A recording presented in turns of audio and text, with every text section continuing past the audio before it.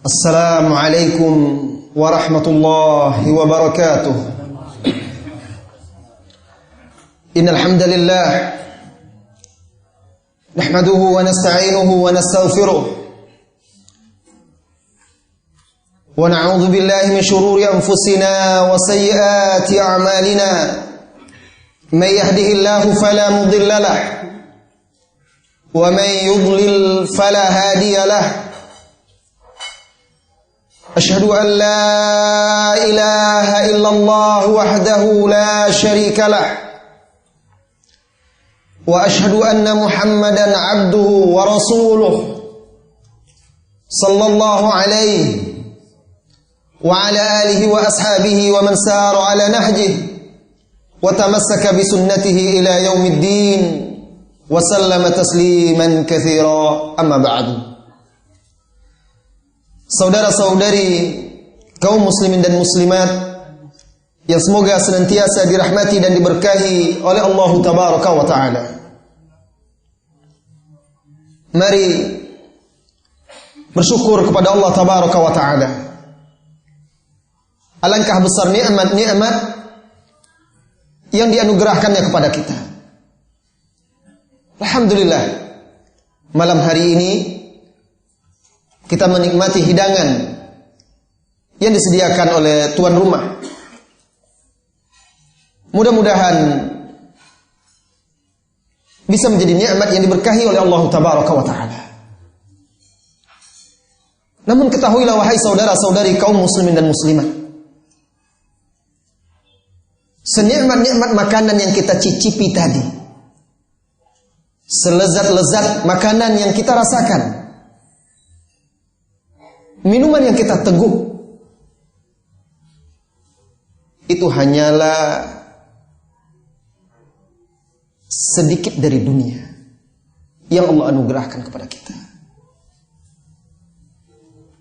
Ada sebuah nikmat yang jauh lebih agung dan lebih besar yang Allah anugerahkan kepada kita semuanya. Bahkan sekalipun saya, Anda, kita semua mengumpulkan harta benda yang sangat banyak, kalaulah kita memiliki emas sepenuh bumi ini, tidak akan bisa menggantikannya. Nikmat tersebut, wahai saudara-saudari kaum muslimin dan muslimah, nikmatul Islam. Nikmat ketika Allah Tabaraka wa Ta'ala memilih Anda sebagai hambanya. Nikmat ketika Allah Tabaraka wa Ta'ala menunjuki Anda untuk mengikrarkan syahadat la ilaha illallah Muhammadur Rasulullah. Nikmat ketika Anda digerakkan oleh Allah Tabaraka wa Ta'ala, dibimbing untuk tunduk patuh sujud kepada Allah Tabaraka wa Ta'ala. Ini nikmat yang paling agung dan paling besar. Apa jabatan, kedudukan, pangkat yang menurut manusia paling tinggi? Tidak ada yang mengalahkan pangkat kedudukan Abdullah, hamba Allah Tabaraka wa Ta'ala. Sehingga manusia yang paling mulia, Nabi kita Muhammad sallallahu alaihi wasallam, lebih sering disebut oleh Allah Tabaraka wa Ta'ala di dalam Al-Quran sebagai abduhu wa rasuluhu.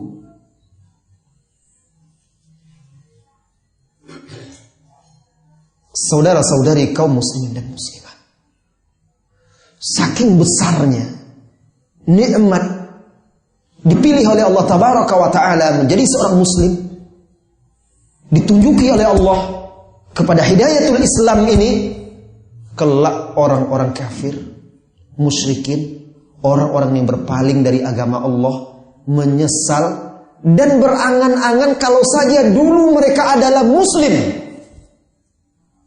Dan ini Allah ceritakan di dalam kitabnya yang mulia di surat Al-Hijr. Allah Tabaraka wa Ta'ala berfirman, "Rubama yawaddu alladhina kafaru law kanu muslimin." Barangkali orang-orang kafir itu sangat ingin, yawaddu, itu melebihi kata yuhibbu. Sangat menginginkan kalau saja mereka kanu dahulu ketika di dunia muslimin. Ketika mereka tahu hakikat. Berangan-angan mereka, andai saja dulu mereka tidak mendustai ayat-ayat Allah.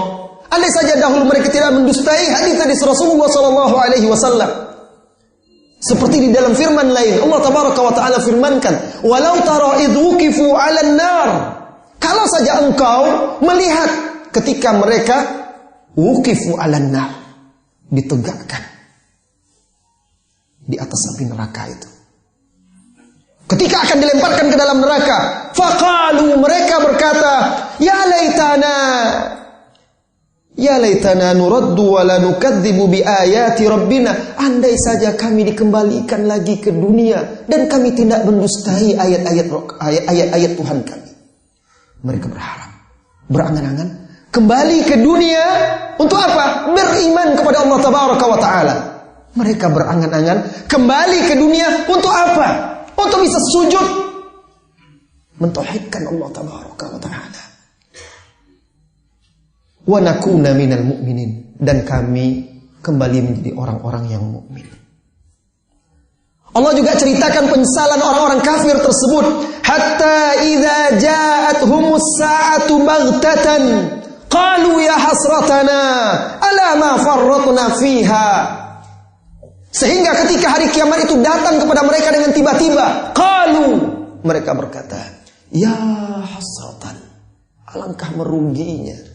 Dengan penuh penyesalan mereka ucapkan itu, ala ma farratna fiha, atas kelalaian atau apa-apa yang kami lalaikan, kami sia-siakan dahulu ketika di dunia. Kemudian saking menyesalnya, kalau biasanya di dunia orang menyesal gigit jari, mereka menggigit kedua tangannya. Allah ceritakan itu di dalam firman-Nya. Wa yauma ya'uddu dhalimu 'ala yadayhi wa yaqulu ya laitani ittakhadtu ma'ar rasuli sabila. Dan ingatlah hari ketika orang-orang zalim menyesal menggigit kedua tangannya seraya berkata, ya laitani, andai saja dahulu aku ittakhadtu ma'ar rasuli sabila, aku menempuh jalan bersama Rasul sallallahu alaihi wasallam. Ketika angan-angan mereka itu tidak mungkin lagi terjadi kembali ke dunia, apa angan-angan mereka lagi? Akhirnya mereka berangan-angan menjadi tanah, menjadi hewan, menjadi binatang. Karena hewan-hewan di hari kiamat dijadikan oleh Allah tanah, debu. Akhirnya mereka berharap, ya laitani kuntu turaba. Andai saja aku dahulu ini hanyalah seperti hewan-hewan itu. Hari ini aku tidak dihisap lagi. Bahkan ketika di dunia, sesungguhnya hewan jauh lebih mulia dari orang-orang ini yang berpaling dari agama Allah Tabaraka wa Ta'ala. Allah berfirman di ayat sujudnya makhluk kepada Allah, alam taro anna Allah yasjudu lahu kullu man fis samawati wa man fil ardi wasyamsa wal qamara wan nujuma wal jibal wasyajar wadawab. Tidakkah engkau melihat bahwasanya Allah itu semua yang ada di langit dan di bumi sujud kepadanya? Matahari, bulan, bintang-bintang, gunung-gunung, pepohonan, hewan-hewan, dan banyak makhluk, banyak manusia. Wa katsirun minan nas sujud kepada Allah Tabaraka wa Ta'ala, menghambakan diri. Wa katsirum minhum haqqa alaihimul adzab. Dan banyak juga dari mereka manusia itu yang berhak mendapatkan azab. Faman yuhinillah fama lahu min mukrim. Barang siapa yang dihinakan oleh Allah karena tidak sujud, tidak diberi hidayah, tidak diberi petunjuk, tidak dibimbing oleh Allah, berarti Allah menghinakan dia. Faman yuhinillah fama lahu min mukrim. Siapa lagi yang akan bisa memuliakannya? Walaupun dia memiliki pangkat jabatan, walaupun banyak manusia mengagungkan, menghormati, memuliakan dia, di hati mereka itu sesungguhnya dia adalah orang yang paling hina. Mereka hanya karena butuh kepada dia atau karena takut keburukan dia, itu saja mereka menghormati dan mengagungkan. Lihat wahai saudaraku, buka hati sebelum membuka telinga. Lihat betapa besarnya nikmat Allah Tabaraka wa Ta'ala kepada kita. Pertanyaannya, Sudahkah kita pernah berpikir, duduk sejenak merenung, hitung usia kita, 25, 30, 40, 35, 40, 45, 50, 55, 60, dan seterusnya. Sepanjang usia kita itu, apa yang telah kita perbuat untuk mensyukuri nikmat Allah Tabaraka wa Ta'ala ini? Sudahkah kita betul-betul paham nikmat yang agung ini, Islam itu apa? Atau kita sia-siakan? Na'udzubillah, jangan sampai nanti kita malah berharap menjadi seperti hewan. Ya laitani kuntu turaba. Andai saja aku adalah tanah. Kenapa dia berangan seperti itu? Karena hewan-hewan itu nanti dijadikan seperti tanah. Artinya dia berharap seperti hewan saja, tidak dihisab. Hewan pun lebih mulia dari dia karena hewan sujud kepada Allah Tabaraka wa Ta'ala. Sudahkah kita pernah berpikir, memuhasabah diri kita sebelum terlambat? Sebelum ketika ajal itu datang menjemput, sebagaimana yang diceritakan oleh Allah Tabaraka wa Ta'ala di dalam surah Al-Mu'minun, hatta idza jaa ahadahumul maut, sehingga ketika kematian datang kepada salah seorang mereka, hatta idza jaa ahadahumul maut qala rabbirji'uni, maka dia berkata ketika ajal datang menjemput, tahu dia hakikat sebenarnya itu sudah nampak, wahai Tuhanku, Rabbku, kembalikan aku ke dunia agar bisa bertemu dengan istriku yang cantik lagi, agar bisa aku berkumpul dengan anak-anakku yang gagah, tampan dan banyak, agar aku bisa tinggal di rumahku yang megah, menaiki kendaraan yang mewah. Bukan. Tetapi dia berkata, wahai Rabb, kembalikan aku, la'alli a'malu salihan fima taraktu, barangkali atau agar aku bisa kembali mengamalkan amalan-amalan, mengerjakan amalan-amalan yang dahulu aku tinggalkan. Aku ingin kembali sholat, aku ingin sujud kepadamu ya Rabb, aku ingin berpuasa, aku ingin bersedekah, membaca Al-Quran, berzikir, menuntut ilmu agama, mengamalkan, menegakkan Islam. Kembalikan aku ke dunia. Kalla, tidak mungkin, kata Allah. Innaha kalimatun huwa qailuha. Itu hanyalah sekedar kata-kata yang diungkapkan oleh ruhnya, oleh dia. Wa min waraihim barzakhun ila yaumi yub'atsun. Karena di belakangnya ada barzakh, pembatas sampai hari dibangkitkan. Tidak akan kembali lagi ke dunia. Hari beramal telah habis. Kesempatan berbuat telah tertutup. Tinggallah pertanggungjawaban terhadap perbuatan yang telah dikerjakan dahulu. Nah, apa yang telah kita buat? Alhamdulillah kita muslim. Tapi Islam yang seperti apa? Benarkah kita sudah menunaikan hak Islam itu? Atau barangkali kita memang tidak tahu Islam kecuali sekedar tertulis di KTP kita. Kita terlahir dari ayah ibu muslim, alhamdulillah. Tinggal bersama masyarakat Islam, alhamdulillah. Orang puasa-puasa. Akhirnya agama kita itu hanya agama musiman. Musim durian, ikut pula makan durian. Musim puasa, ikut pula puasa. Musim baca Al-Quran, tadarusan, ikut pula tadarusan. Na'udzubillah. Jangan sampai nanti termasuk orang-orang yang berpaling dari ayat-ayat Allah, tidak memiliki kepedulian. Maka wahai saudara-saudariku, apa langkah kita ke depan? Setelah kita menyadari betapa besarnya nikmat Allah Tabaraka wa Ta'ala ini, sampai orang-orang kafir kelak berangan-angan dan berharap untuk bisa menjadi seorang muslim dan mukmin. Kewajiban kita pertama, wahai saudara-saudariku, kalau kita sudah menyadari ini, kewajiban kita yang pertama adalah mengenal Allah Tabaraka wa Ta'ala dengan mentauhidkannya. Syekh Al-Imam Hafiz Al-Hakami dalam bait-bait syairnya menjelaskan, awal wajibin alal abidi ma'rifatullah bitauhidi. Yang pertama, kewajiban pertama seorang hamba itu mengenal Allah dengan mentauhidkannya. Ketika anak kita mulai bisa belajar, apa yang kita ajarkan? Kita ajarkan mengenal dunia. Kita ketika ingin mendapatkan sesuatu, kita pelajari seluk-beluknya. Subhanallah. Coba kita koreksi diri kita, wahai saudara-saudariku. Untuk kita semuanya. Jika Anda melakukan sebuah perjanjian dengan seseorang, pasti Anda tidak akan mau sembarangan. Apalagi perjanjian itu terkait untung rugi Anda. Anda akan menuntut perjanjian yang tertulis di atas kertas dengan menggunakan materai, ditandatangani notaris, disahkan notaris, ada saksi-saksi. Ada hak dan kewajiban. Datang orang ini. Ini apa yang Anda minta sudah ada, surat perjanjiannya. Apakah langsung Anda terima? Tidak. Anda pasti akan baca dulu seksama. Diteliti, dipelajari.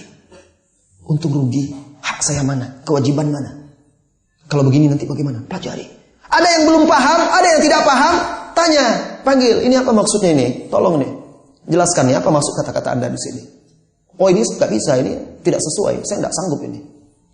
Lihat, sangat kita perhatikan. Itu hanya untuk keuntungan, padahal itu hanyalah kerjasama dunia.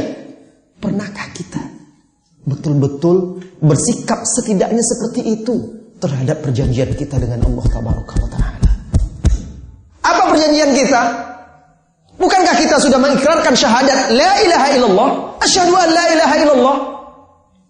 Ada hak dan kewajiban, ada syarat-syarat, ada konsekuensi-konsekuensinya, ada perusak-perusak perjanjian ini. Wajib kita pelajari dan kita ketahui saudara-saudari semuanya. Wajib kita pelajari, kita pahami. Setelah kita tahu, sudah kita sepakati perjanjian-perjanjian kita pasti berusaha untuk menunaikan kewajiban kita sebelum kita menerima hak kita. Nah begitu juga, tunaikan hak-haknya tuh, hak-hak tauhid, hak-hak syahadat itu. Sebelum kita menuntut hak-hak yang akan diberikan kepada kita. Jadi yang pertama langkah kita dalam rangka mensyukuri nikmat Islam ini, pelajari ma'rifatullah. Kemudian ma'rifatud din, mempelajari Islam itu. Kemudian ma'rifatul Rasul. Tidak berat belajar agama itu Pak, Bu, saudara-saudari. 3 ini aja lah pelajari, cukup, tidak usah banyak-banyak. 3 ini aja, kenali Allah, ma'rifatullah. Saya tidak bisa lagi menghafal-hafal Ustaz, sudah tua, susah, kitab besar-besar itu. Sudah, 3 ini aja cukup. Cari guru, cari Ustaz, mengajarkan 3 ini, ma'rifatullah. Cari guru mengajarkan dinul Islam. Cari guru mengajarkan tentang Rasulullah SAW. Kan itu bekal kita untuk di alam barzah. Itu yang akan ditanyakan kelak oleh malaikat di alam kubur. Ini hari-hari ini Pak Bu, kan sudah dekat UN ini anak-anak. Sebagian sudah melaksanakan UN. Sebagian. Apa yang disiapkan oleh orang tua? Macam-macam. Ada yang menyiapkan anaknya harus bimbel. Anaknya didatangkan guru les di rumah privat, belikan buku-buku soal jawab, kunci-kunci ujian dan segala macam, sampai anak itu demam-demam, sampai kadang kurang istirahat. Yang penting harus lulus ujian ini, tidak bisa tidak malu kalau tidak lulus. Pernahkah terpikir, sudahkah kita menyiapkan diri kita, anak kita untuk ujian akhir alam barzah? Tidak banyak soalnya seperti ujian-ujian UN itu. Cuma 3 saja. Marambuk. Sudah siapkah? Kita siapkan diri kita dan anak kita untuk menjawabnya. Tidak ada bocoran. Tidak ada siapa-siapa. Hanya kita yang menjawabnya. Seorang diri. Ketika malaikat mendudukkan kita, ditanya, marambuk. Jangan mengira dahulu Anda hafal itu, rukun iman, rukun Islam itu, lantas langsung bisa menjawab. Tidak, jika tidak betul-betul paham, mengerti, meyakini dan mengamalkannya serta istiqomah di atasnya. Kemudian pertanyaan kedua, wa madinuk? Gampang kan?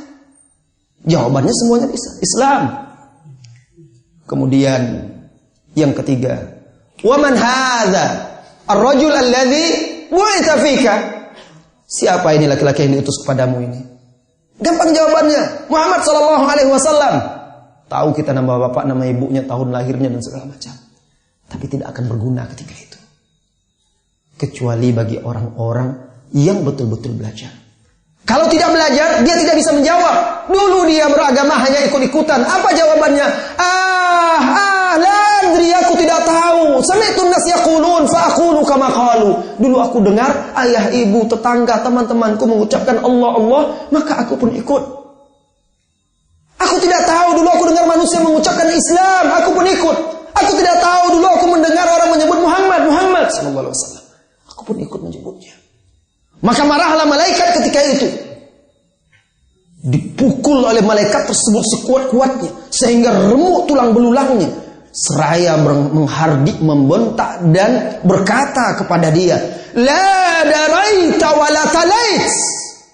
Engkau tidak tahu dan tidak mau membaca. Tidak tahu dan tidak mau tahu. Tidak mau belajar. Sementara kesempatan untuk belajar sudah diberikan. Semuanya terbuka. Ini akibat tidak mau belajar agama. Tidak mensyukuri nikmat yang agung ini. Bahkan ketika seseorang tidak mensyukuri nikmat Islam ini, bisa jadi nikmat-nikmat duniawi itu akan Allah ambil dari dia.